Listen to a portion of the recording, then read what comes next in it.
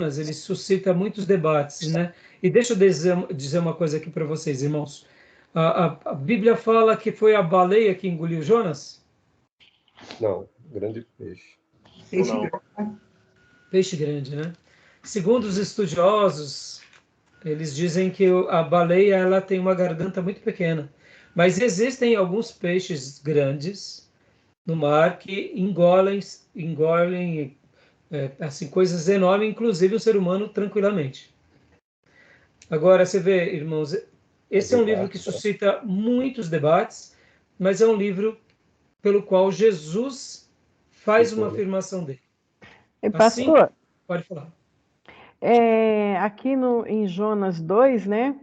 Eu sempre fico em dúvida aqui, que fala assim, aqui, contudo, fizestes subir da sepultura a minha vida, ó Senhor, meu Deus. Jonas morreu, então? Qual é o versículo, irmão? O versículo no 2:6. Na realidade, irmão, pensa assim. Vamos lá. Depois de Jonas, já teve alguém que foi engolido e ficou um dia dentro de um peixe? Não. Não teve. Mas vamos dar o direito da dúvida e vamos exercitar a fé e vamos admitir que isso foi verdade. Na história da humanidade, quantas vezes já tinha acontecido antes de Jonas? Nunca. Nenhuma. Ele foi o primeiro. E ele viu aqui que isso foi um milagre. Foi como se Deus tivesse dado a ele a morte, literalmente. Porque, de fato, ele fica 3 dias no ventre do peixe, dentro do mar. Como pode isso? Se não um milagre. Não foi uma ressurreição propriamente dito, mas ele vê praticamente como uma ressurreição. Na minha versão diz assim, ó, afundei até aos fundamentos dos montes, a terra embaixo cujas trancas me aprisionaram para sempre. Mas tu trouxeste a minha vida de volta da sepultura, ó Senhor, meu Deus. Por que ele faz essa afirmação, irmã? Em primeiro lugar, o mar estava revolto. Os marinheiros jogam ele. Ali já era morte. Ali já era morte. Ele afunda, um peixe engole e ele não morre. Imagina a cabeça dele. Sabe, irmãos, quando a gente acorda e a gente ainda está meio sonado? Alguém está falando, a gente está meio sonado. Eu fico imaginando Jonas ali. Estou vivo, não morri. Estou dentro do quê? Deve ter sido uma das experiências mais dramáticas.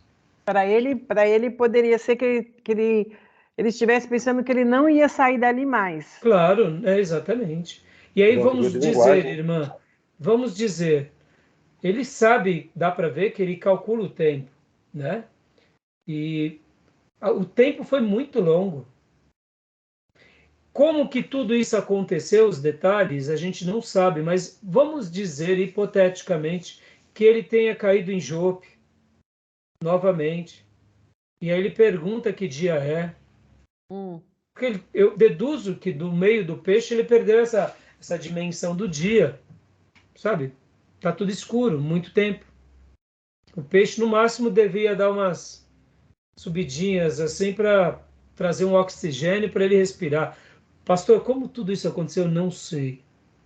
Mas então na leitura dele, na oração dele, por isso que assim, quando nós partimos do pressuposto da fé, ele está falando literalmente foi a experiência de morte. Ele não morreu por Deus, porque não tem quem viva. É tipo uma pessoa estando em coma. E todos os médicos dizendo que já foi e a pessoa volta. E a pessoa está no subconsciente, ele está... Só que as máquinas e toda a ciência está dizendo, não, já morreu, não tem mais nada, não tem mais cérebro, não tem mais isso, a pulsação já está... Exatamente essas coisas, como um milagre, né? Então, assim, não é que ele ressuscitou, mas ele está falando aqui, é a oração figura dele. De linguagem, né? É uma figura de linguagem. Isso, como exatamente. Batata da perna. Figura de linguagem. Entendeu? Entendeu, meu irmão? Entendi, pastor. Então, irmãos, esse livro, o que eu queria destacar para vocês, assim, sobre gastar só um momento aqui, guardem isso no coração. Jesus respaldou Jonas. Sim, claro.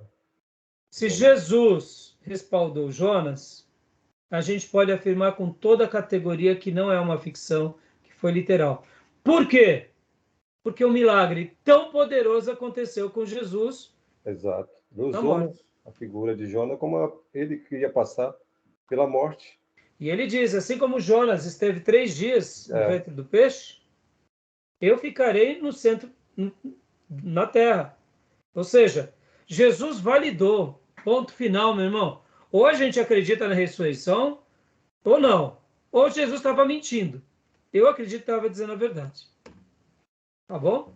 Mas eu prefiro andar sobre as águas do que ser engolido pelo peixe. Tá bom? Esse negócio aí, irmão, tô fora. Pastor quer um milagre desse, mas nem pensar. Ai, ai. E aconteceu um fato também, viu? Não foi só É, Jonas, não. o quê? Teve um americano também que foi engolido por um peixe. Ah, eu nunca ouvi. Não, Isso. cara. É, Pega na é. internet. Eu vi toda a história. Real. Olha aí que Era real interessante. mesmo. Tá vendo? Ah, então Americano. pronto. Tá vendo? Então, 2 casos na história da humanidade. Tem Os sim. outros viraram janta. Deve ter tido muitos outros. Só que todos Tem. viraram janta. Me conta essa história, eu vi tudo, é fato. Depois manda para nós, Júnior. É muito Sim. legal isso daí. Manda, põe o link. Tá vendo? São coisas. Irmãos, agora eu pergunto: quando acontece um fato desse e as pessoas atestam, o que é destacado para nós? Que aquilo lá que Jesus diz, o profeta escreveu, é a verdade. É ou não é, irmãos? Não tem outra explicação. Claro, Tá bom? Então claro. vamos lá. Continuando aqui. Então a estrutura do livro, tá? Aqui a professora Márcia, ela pega aqui uma foto muito interessante, né? A Nínive. Legal. E aí essa foto ilustrava um pouco. A professora Palácio. Márcia, inclusive, ela compara que Nínive era como Nova York, que de fato é o centro econômico, né? Eu chamei de Dubai porque hoje Dubai tem até mais status, né?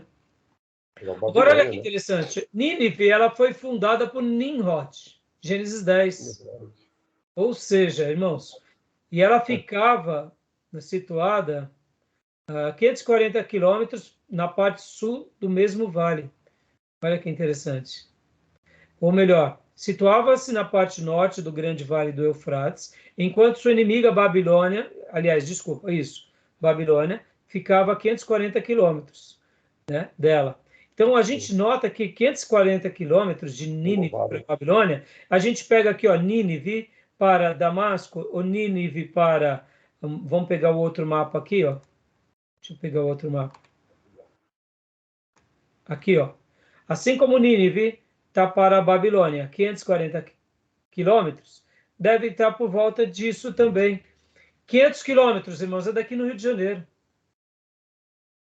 Não é? É. Uhum. Não tem baba que aguente, irmão, se andar tudo isso daqui. Entendeu? A Essa pé, baba a aí. cavalo. A unção da baba. É mais Essa... fácil imaginar o que o pastor Johnny falou. É o peixe que cospe que nem um canhão, né? É mais fácil, né, pastor? Cospe aqui do Mediterrâneo e vai parar lá no Rio Tigre.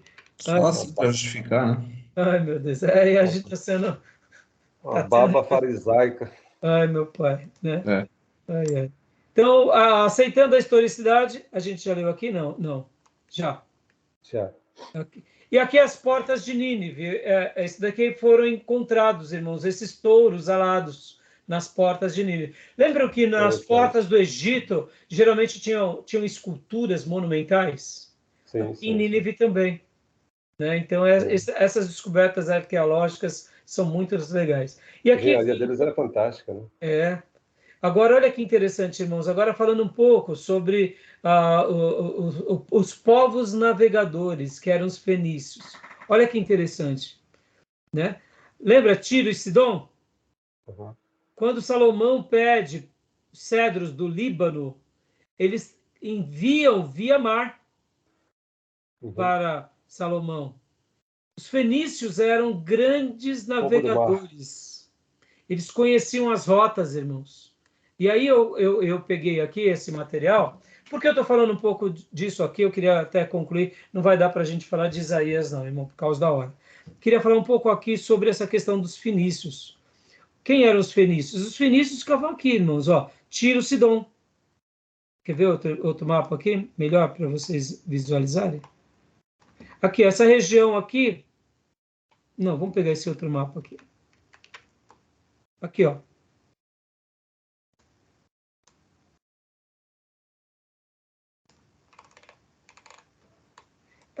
Literalmente aqui... Não, deixa eu pegar um... peraí. Aqui. Aqui, os fenícios. Aqui é o mapa de Israel, tá vendo?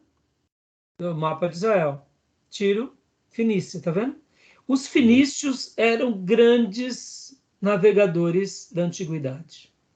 Exatamente. Possivelmente, os filisteus, que eram, possivelmente, eles eram gregos, possivelmente eles vieram para essa região pelos fenícios. Agora, por que eu quero gastar um minuto aqui falando com vocês sobre os fenícios? Sabe essa ideia de que Pedro Alves Cabral não tinha o que fazer e acabou vindo para cá, para o Brasil, porque se perdeu na rota? Não, isso é besteira. Olha aqui, leia para nós, irmã Maísa, leia para nós.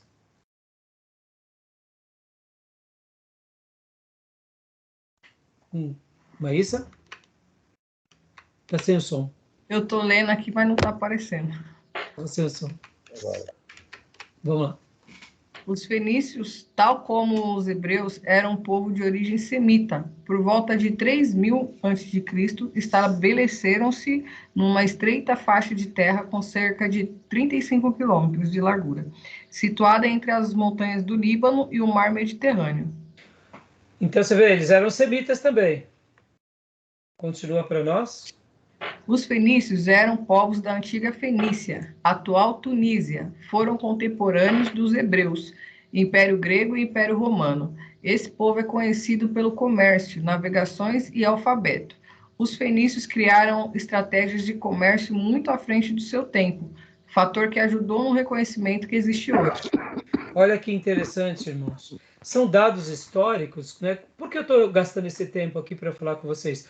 Nos dias de Salomão, Salomão também tentou fazer embarcações. Alguns outros reis também tentaram fazer, mas não deu certo.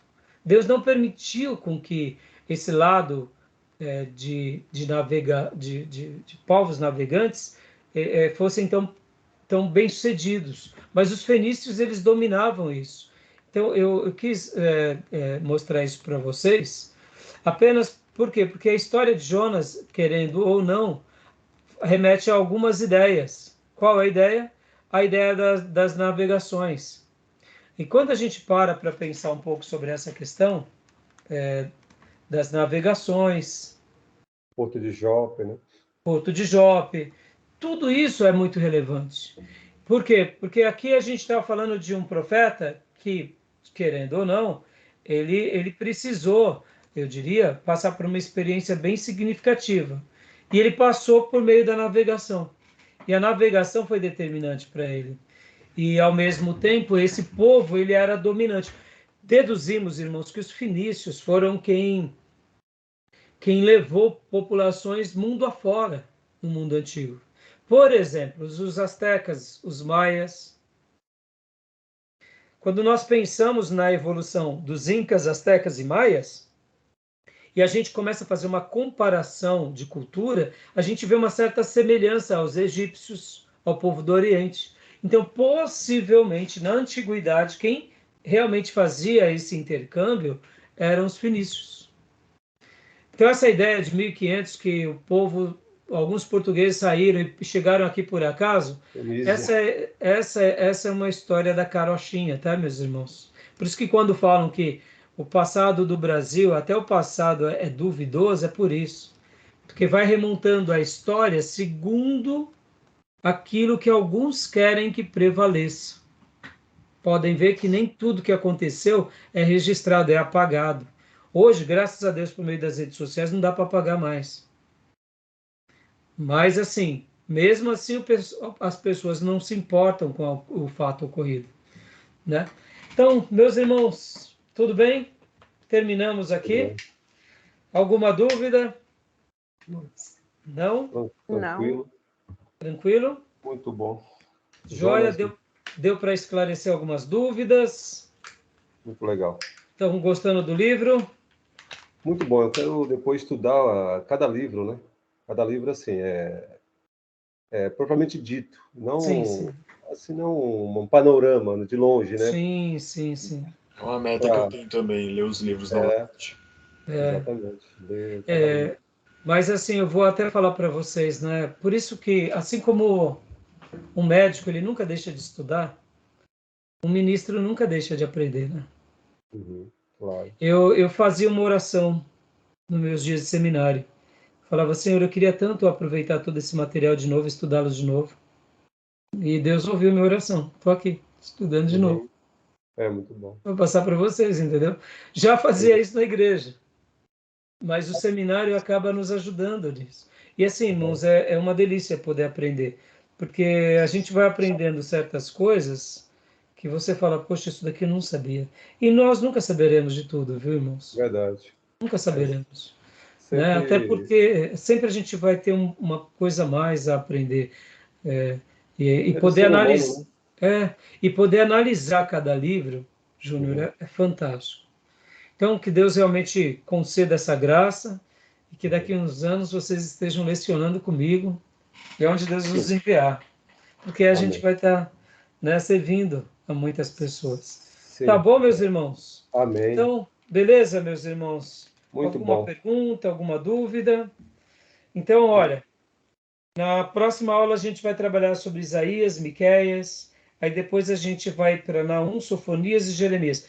Eu acho que eu vou ter que fazer uma seleção, porque, olha, ainda tem bastante livro. Aham. Tem, olha, 1, 2, 3, 4, 5, Miquéia, né? 6, 7, 8, Abacu. 9, 10, 11, 12, 13. Não vai dar, não. Hoje é a sexta aula, tem mais 4 aulas, eu vou fazer uma divisão. Vai Eu vou dar, pegar o sim. principal e vou passar para vocês. 4 dividido por 3, né? É. Então, Por assim, 4 aulas. tá bom? E ainda 12, né? mais que eu quero trabalhar sobre Isaías, Miqueias vai ser rápido, mas eu quero trabalhar bastante sobre Isaías, Isaías, Jeremias, bastante Ezequiel. Jeremias e Ezequiel e Daniel. Esses daqui eu vou caprichar porque são livros. Me entendam, irmãos, não é o fato, todos eles são importantes, né? Mas, assim, alguns livros acabam tendo, assim, um brilho a mais. Desses livros, por exemplo, eu diria que o profeta Isaías é um dos principais, né? Profeta Uhum. messiânico. É Tá verdade. bom? Uhum. Beleza, meus irmãos. A paz a todos, irmãos, e até a próxima Então, quinta, se que Deus Deus permitir. abençoe. Querendo Deus, Amém. até quinta-feira. Bom culto para Amém. vocês amanhã. Amém.